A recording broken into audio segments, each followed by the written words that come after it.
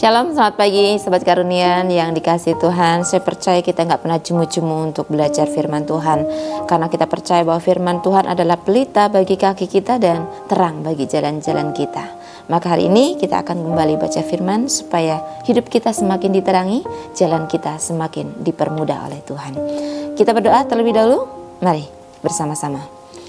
Dalam nama Yesus kami berdoa, syukur bagimu, terima kasih untuk hari baru yang Tuhan beri. Kami percaya setiap hari Tuhan izinkan kami boleh ada dan menikmati kehidupan ini, karena Tuhan punya rencana yang dahsyat dalam hidup kami. Terima kasih Tuhan, berkati kami supaya kami memahami setiap kebenaran Tuhan. Dalam nama Yesus kami berdoa, amin.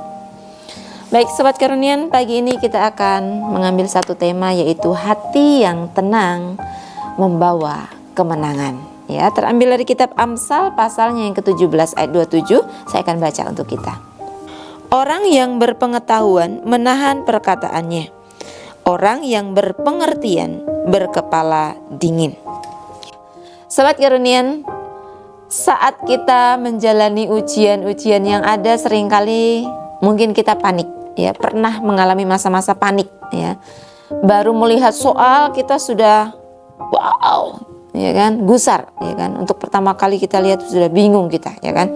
Sudah merasa aduh kayaknya aku nggak bisa, aduh kayaknya susah banget, wow soalnya kok kayak gini gitu kan ya. Nah, padahal seringkali kepanikan itu justru akan membuat kita sulit berpikir, ya. Firman Tuhan berkata tadi yang kita baca bahwa orang yang berpengertian itu menjaga ketenangannya, ya.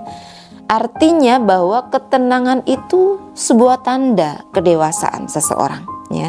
Kalau kita sering panik, ya kan, otak kita ini justru nggak bisa bekerja dengan maksimal, ya.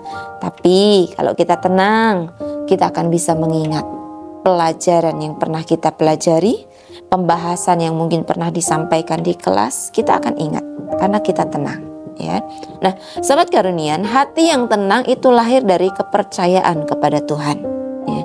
Kalau kita sudah belajar, kita sudah berdoa, serahkan hasilnya kepada Tuhan dan hadapi ujian dengan hati yang damai, ya.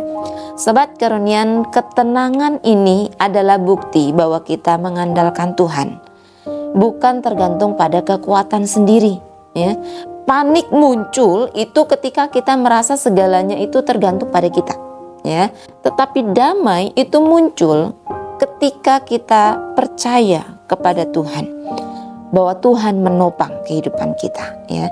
Dengan hati yang tenang, kita bisa berpikir jernih, ya, memilih jawaban yang benar dengan bijak, ya kan, dan tidak terpengaruh oleh rasa takut dan keraguan dalam diri kita.